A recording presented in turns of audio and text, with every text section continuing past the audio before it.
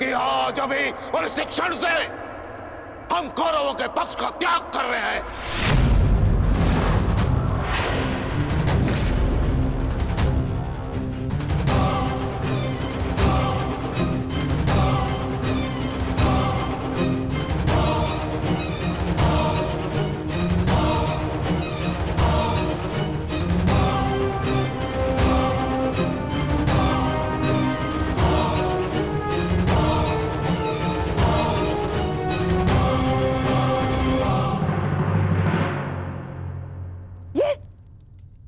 ये क्या किया तुमने?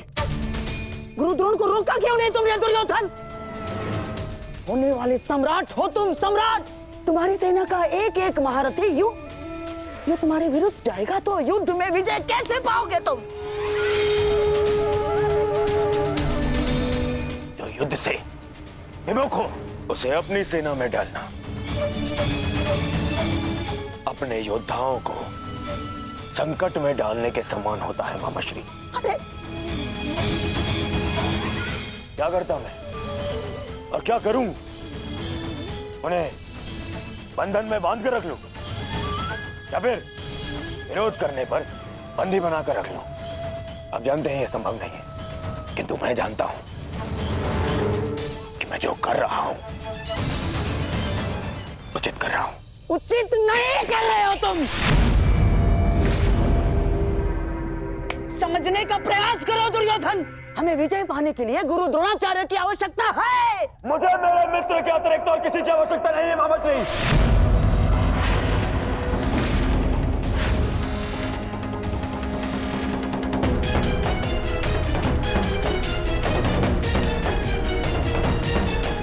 आओ सेनापति कर्ण, तुम्हारा स्वागत है। बताओ हम सबको कल के लिए हमारी क्या व्यू रचना रहेगी? मित्र, गांधार नरेश उचित कह रहे हैं। इस युद्ध को जीतने के लिए हमें गुरु द्रोण की आवश्यकता है। हाँ, देखो समझाओ इसे, समझाओ इसे। व्यू रचने में उनसे अधिक श्रेष्ठ और कोई नहीं,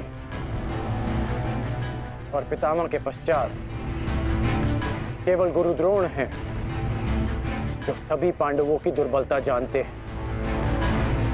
इसलिए उनका हमारे पक्ष में होना बहुत आवश्यक है मित्र। और मैं तुम्हारी सुरक्षा के लिए सदैव तत्पर रहूंगा मित्र, ये मेरा वचन है। परंतु कर्ण, अब क्या किया जाए? गुरु द्रोण को कैसे मनाया जाएगा युद्ध के लिए?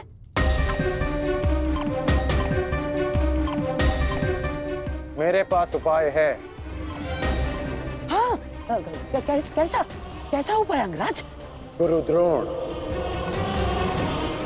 कल युद्ध में प्रस्तुत रहेंगे।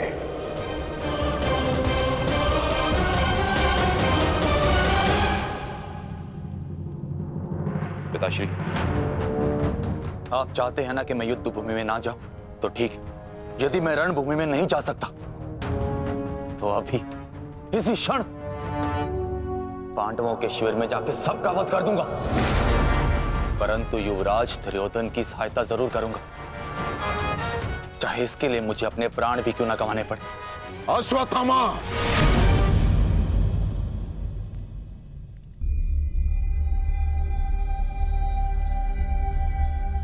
बात को समझने का प्रयत्न करो। तुम दुर्योधन की कोई मदद नहीं कर सकते, उल्टे तुम अपने प्राण संकट में डाल लोगे। और इसी कारण मैं नहीं चाहता कि तुम इस युद्ध में भाग लो, क्योंकि मैं तुम्हें इस प्रकार खोना नहीं चाहता। अब मैं कोई बालक नहीं हूं पिताश्री, अपने निर्णय स्वयं लेना चाहता और ऐसा करने में मैं सक्षम भी हूं। प्रणिपात।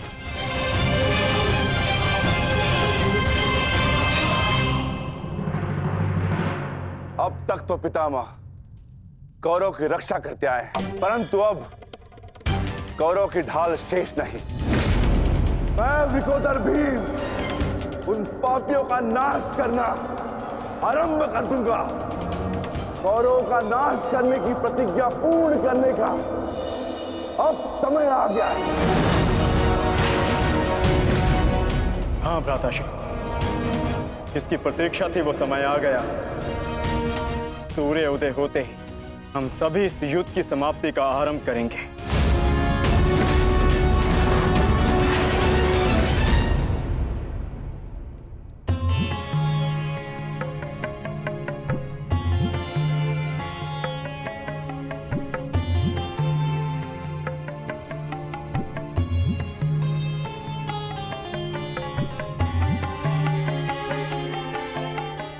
आइए महाराज, अच्छा हुआ आप आ गए।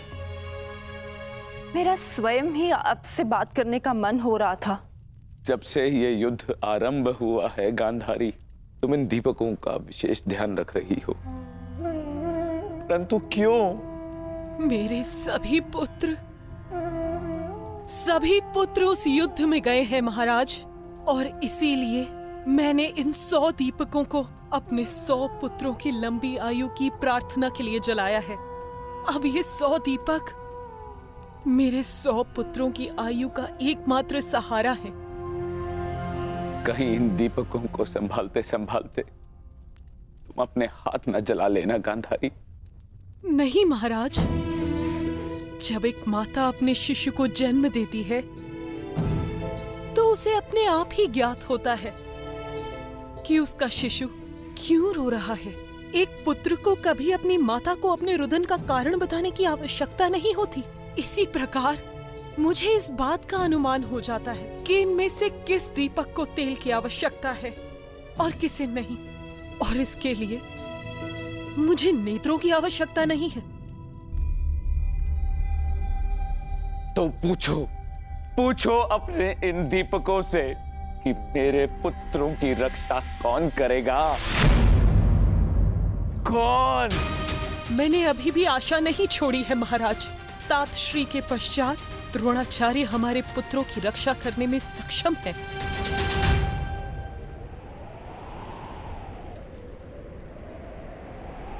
गुरुद्रोण बाहर आइए, शीघ्र बाहर आइए।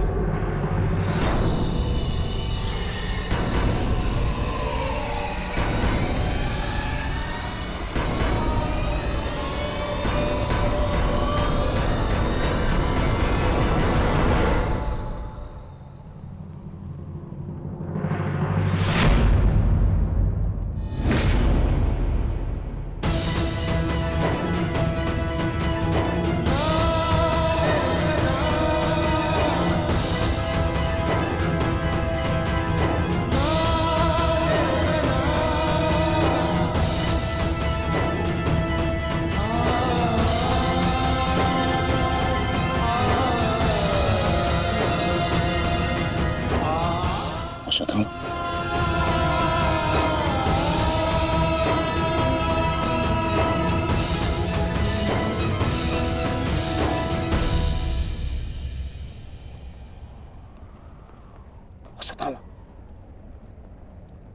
अश्वत्थामा,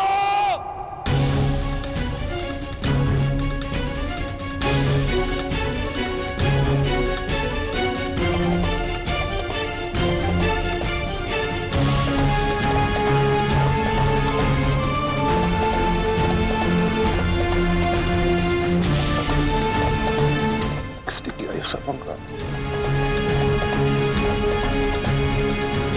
उत्तर दो मुझे, किसने किया? पांडव।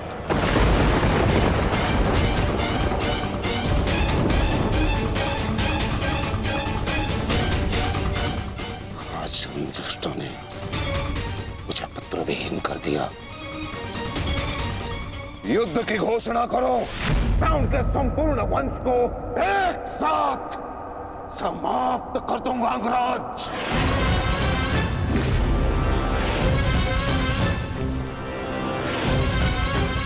अपने पुत्र के हथियारों से मैं प्रतिशोध लूंगा। मैं पांडवों का अंत कर दूंगा, समूल नष्ट कर दूंगा उन्हें। अंगराज, तुम कौरवों के सेनापति हो ना, तो आज तुम्हारे सेनापति तुम्हें आज कौरवों की विजय होगी और पांडवों की हार, और ऐसी हार जो भूते न भविष्य। आज के सूर्योदय के साथ मैं पांडवों के जीवन का सूर्यास्त कर दूंगा। चलो मेरे साथ।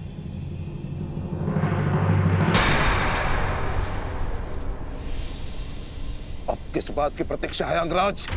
सूर्योदय होने वाला है, चलो मेरे साथ। परंतु आप तो एक सूत पुत्र के अधीन युद्ध में भाग नहीं लेना चाहते थे आचार्य।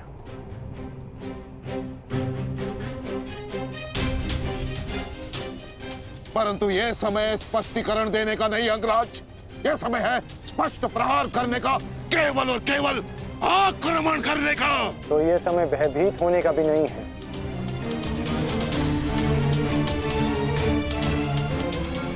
घुमा फिरा के बातें मत करो अंगराज, जो कहना है स्पष्ट रूप से कहो। कहना क्या चाहते हो तुम? सत्य कहना चाहता हूं आचार्य। आपने ये युद्ध मेरे सूत पुत्र होने के कारण नहीं छोड़ा था।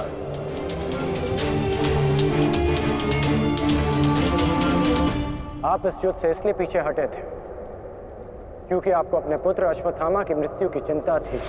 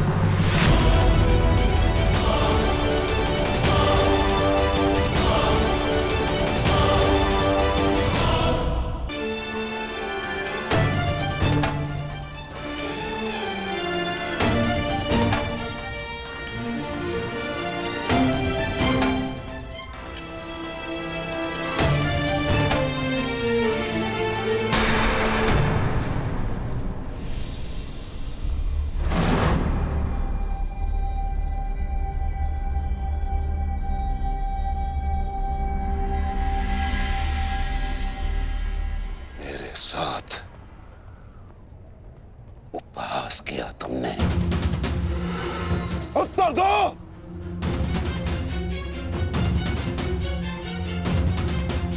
मैं क्षमा चाहता हूं आचार्य, परंतु मैंने ये सब आपका उपहास उड़ाने के लिए नहीं, आपको सत्य का आभास कराने के लिए किया है।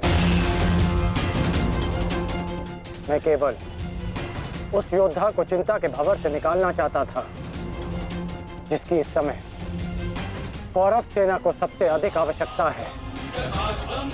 आपके युद्ध न लड़ने का कारण मुझे आरंभ से ही ज्ञात था।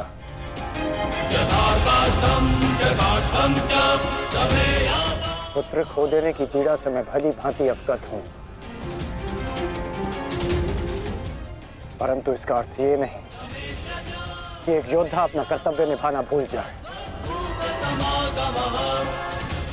जो आक्रोश आपने अभी दिखाया, यदि वही आक्रोश आप युद्ध भूमि में रखेंगे तो ये मेरा विश्वास है कि आप कौरव सेना और अपने पुत्र को सदैव सुरक्षित रख पाएंगे।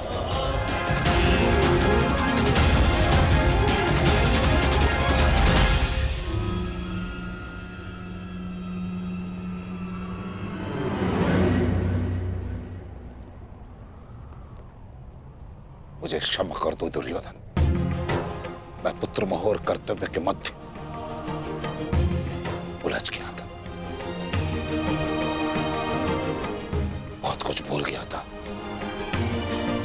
क्षमा कर दो मुझे।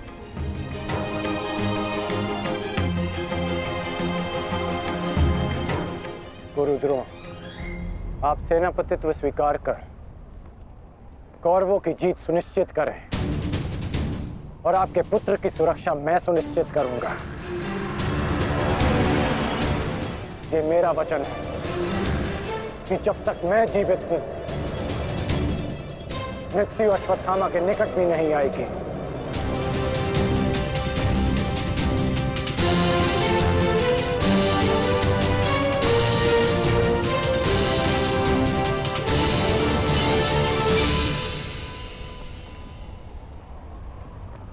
को इस प्रकार कष्ट देने के लिए मैं आपसे क्षमा चाहता हूं पिताश्री, किंतु आपका पुत्र और एक शिष्य होने के नाते मैं आपको अपयश का भागी होने से बचाना चाहता हूं। पिताश्री, मैं आपसे एक वचन मांगना चाहता हूं कि जिस क्षण आप रणभूमि में उतरेंगे उसी क्षण आप अपने हृदय से मेरे प्रति पुत्र मोह को त्याग देंगे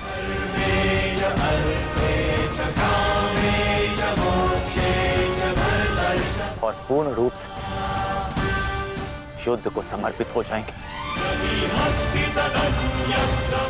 वचन दीजिए पिताश्री, मुझे वचन दीजिए।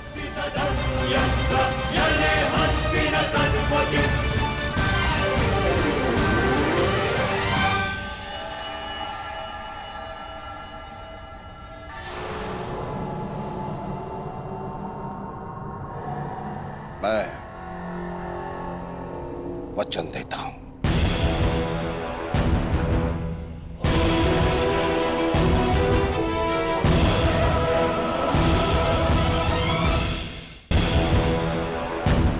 वचन देता हूं।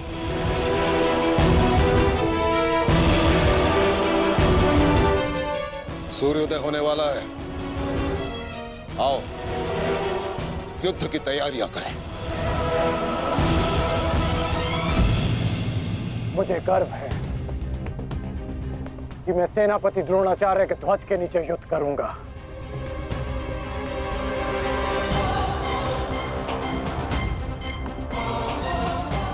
मैंने तुम्हें पहले भी कहा है मित्र, मुझे तुम पर पूर्ण विश्वास है। तुम्हारा हर एक निर्णय मेरे ही हित में होगा।